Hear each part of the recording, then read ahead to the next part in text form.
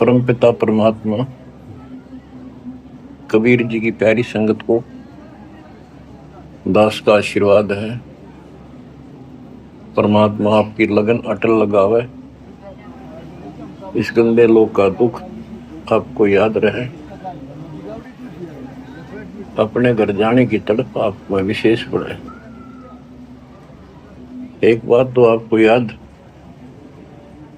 बार बार दिलाता है दास, और आप भी महसूस करते हो, आपको पता है कि यहां ना रहेंगे ना कोई रहा है,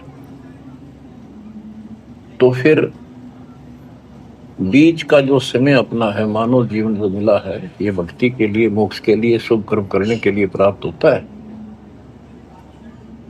ये कितना समय है आपके पास?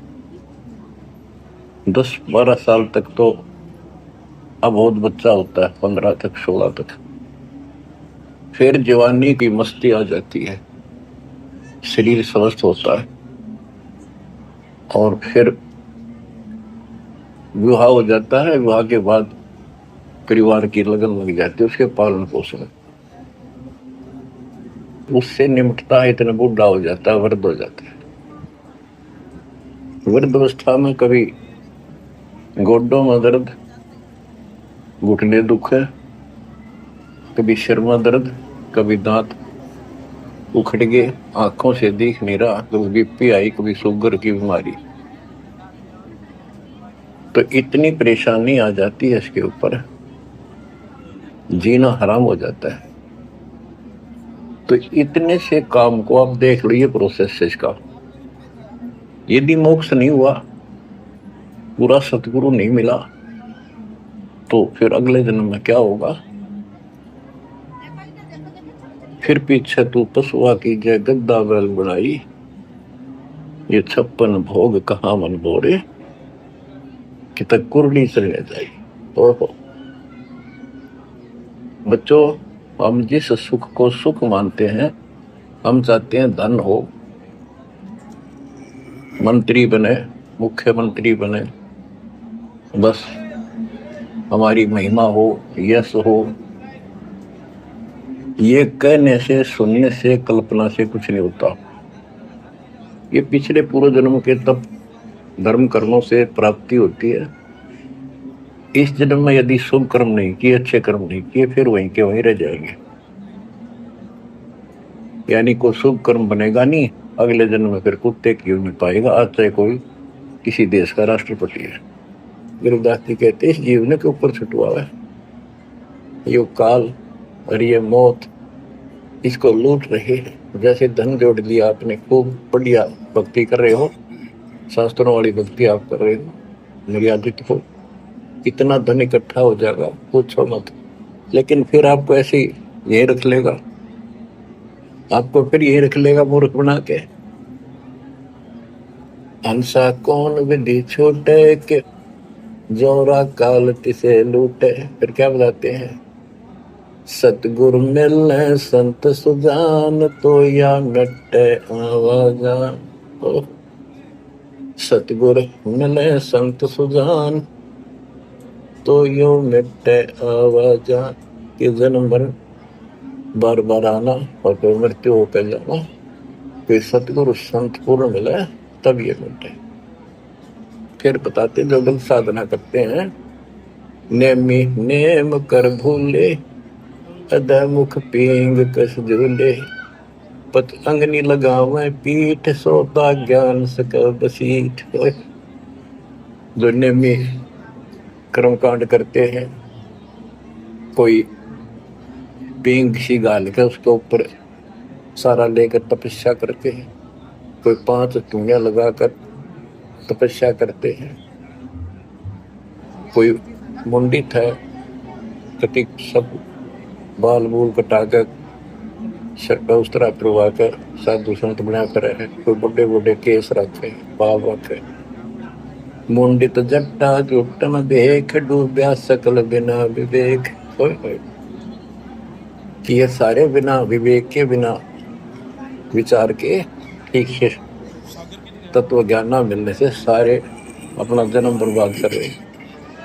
है विरक्त उदासी ऐन माया लाग मीठी सेन बागंबरिया उपंबर ऊट सो तो बंधे तुमके बूट गुदरिया बने बहु रंग बिसरे फिरत हैं बेरंग पुस्तक कति रंगे फिरे।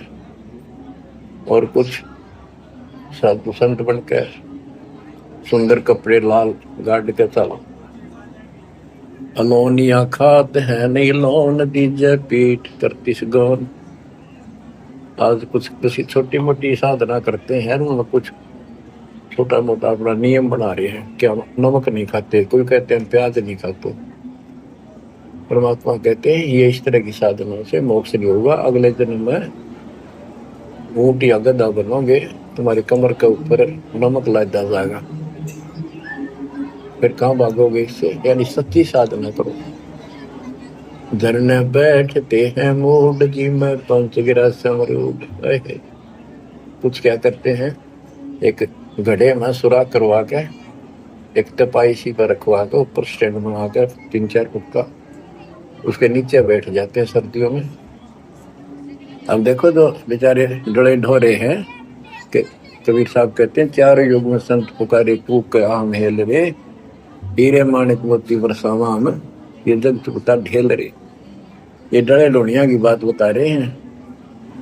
एक है गुफादारी शब्द सो तो पड़ जम के फंद कुटी चर मांगते हैं चून जन्म में बीज बोया गुण अर्पण करें बहुत आचार पोथी लिए खरका बार चीना नहीं रमता राम कुटन बह मुए बेकौन अवगत आप है लोलीन खोजी खोज कर यकीन पहरे मुद्रा एक कान योगी योग का नहीं ध्यान कनफटिया कलंदर कूर अवगत महल साहेब दूर भरमी भरम की बाजी कबूले पंडिता का जी।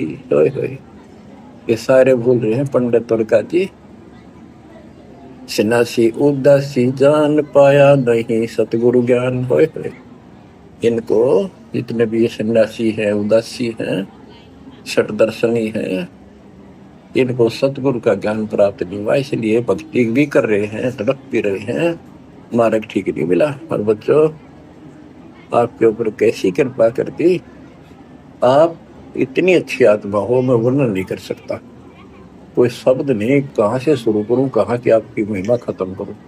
पर तुम बालक हो, बहुत भटक लिए, बहुत उठा लिए इस गंदे लोक में, आप निकलो इससे।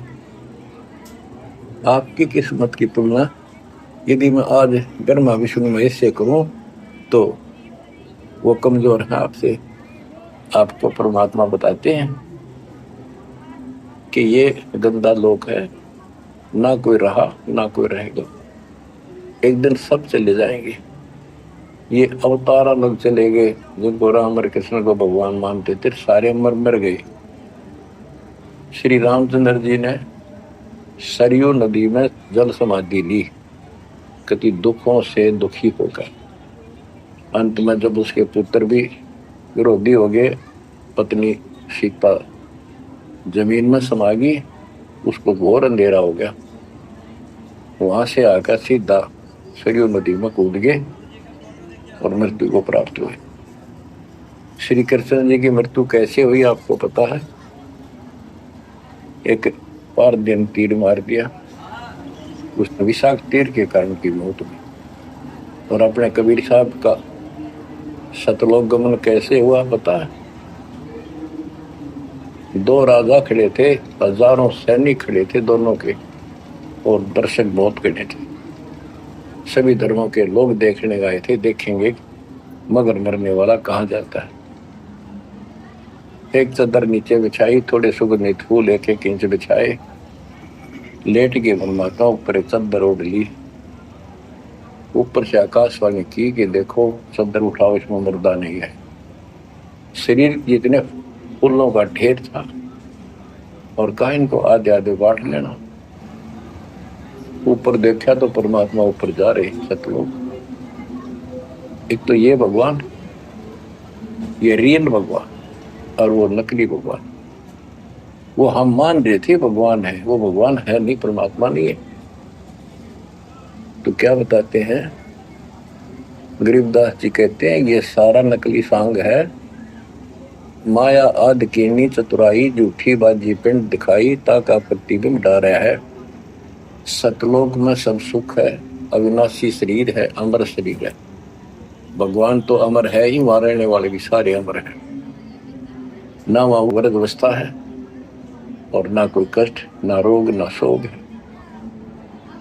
तो बच्चों यहाँ कैसा हाल कर रखा हमारा, हमें ज्ञान नहीं पूरा, तो उसके लिए हमने कुछ मर्यादा बनाई है परमात्मा के ज्ञान आधार पे, उनका पालन करो। निर्धन के मन में एक तड़प है कि धनवान सुखी। धनवान सोचता है राजा सुखी। अब आपको एक छोटा सा उदाहरण देता हूं। इब्राहिम सुल्तान अदम राजा भी था, धनी भी था,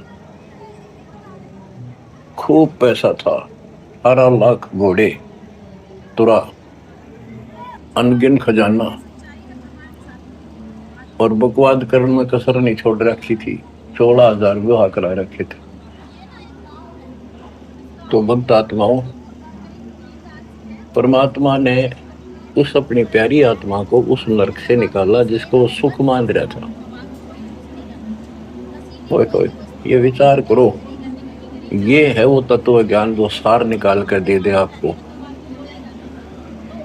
कोई तो कहता है मैं एमएलए बन जाऊं, आशीर्वाद दियो, हम उसको भगत ही नहीं मान दे, उसको कहते तू जा राजनीति कर ले, फिर देख लिए जब तेरे ग्रांड हो लिया तब आ जाएगी। तो हमारा नियम हमारे भगवान का बताया है, जितने भी नियम आपको दिए। तो बच्चों आपको खूब कथा सुना रखी है, सत्संग अनेकों सुना रखे हैं। इब्राहिम सुल्तान कौन था? ये सम्मन था जिसने अपना बेटा काट दिया था अपने गुरुदेव की इज्जत और आबरू के लिए, उनको भोजन कराने के लिए। परमात्मा कहते हैं नुक्ते ऊपर ही जगह कोटि कर्म दर्जा तुम्हारे। अब उसके मन में, क्योंकि ये सत्संग इसलिए सुनाए जाते हैं कि आपकी आत्मा यहाँ से कति हट जाए और केवल सतलोक में आस्था बढ़ जाए। उसकी सतलोक में आस्था बनी नहीं उस समय, और ये पश्चाताप करता रहा, हे भगवान मैं धनी होता, बेटा काटना नहीं पड़ता, हे भगवान मैं धनी होता। उस जन्म में भी मालिक ने उसको बहुत कुछ दे दिया था, लेकिन फिर भी उसकी वो इसी तड़प के कारण दे दिया, और वो ही उसका जान का झाड़ बन गया, वो पार नहीं हो पाया। और फिर अगले जन्म में एक नौशेरवा नाम का बादशाह बना।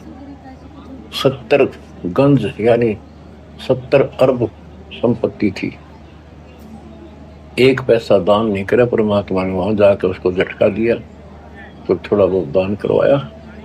वही आत्मा अगले जन्म में इब्राहिम सुल्तान अदम बना। अब जैसे कर्म कर रखा है वो फल तो भगवान देगा, लेकिन इसने के चाटे इस सुख न, इस धन न, इस राजपाट ने अगले जन्म में कुत्ता बनेगा। परमात्मा को पता होता है हम अनजान बालक होते हैं, इसलिए परमात्मा उस नरक से निकालने के लिए इब्राहिम सुल्तान अदम के साथ कितना कष्ट उठाया जाता है।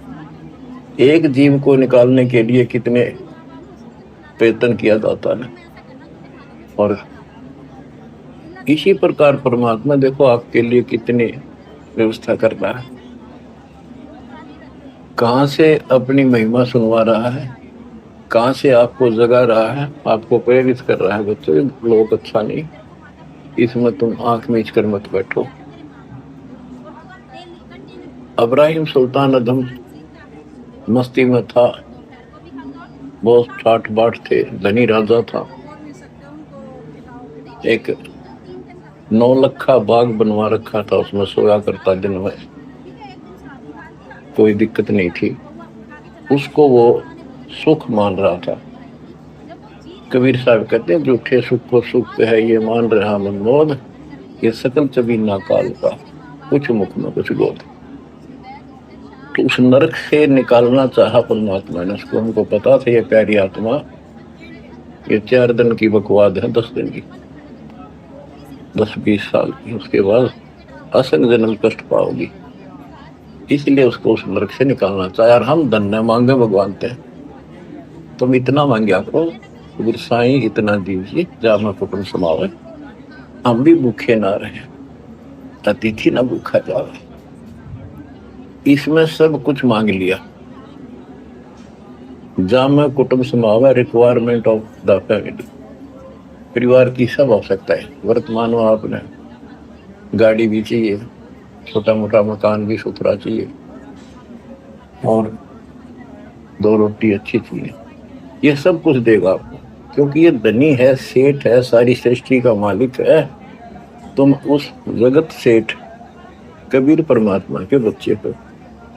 यदि आप ठीक से चलोगे, माता पिता के अनुकूल चलोगे, तो क्या, जैसा भी कोई माँ बाप है अपने बच्चों को बहुत सुख देना चाहता है, आपसे दुखी रहेंगे, सुख बतेरे होगे। और अब ये सुख होते हैं तो भगवान भगवान करते हैं। एक लाभ ना होया जो हो सकता हमारे हित में ना हो, क्योंकि हम तो बालक है, बिना ज्ञान के बात समझ में आती नहीं, हमारी इच्छाओं का तो अंत ही नहीं। कि समस्या टेंशन यहाँ हुई, घर भी छोड़ा, सर्विस भी त्याग दी, और ऐसे तो यू काम चलेगा ही नहीं। जिस उद्देश्य को लेकर निकला था, आश्रम क्रोथा बना लिया बच्चों ने, 3 एकड़ जमीन लेके। तो 1999 में हमने पहला सत्संग किया, पूरा पाठ परमात्मा के प्रगट दिवस पे। फिर 2001 में प्रेरणा हुई, क्योंकि वो हमारा ठिकाना सा बन गया। फिर बाहर सत्संग बिल्कुल बंद कर दिए और आश्रम में करने गए। कि अगर गीता, वेदों में, पुराणों में ये ज्ञान कुछ मिल जाए थोड़ा बहुत, तो सपोर्ट मिला, आगे शिक्षित लोग भी आएंगे, वो भी जुड़ेंगे, वो प्रमाण मांगेंगे।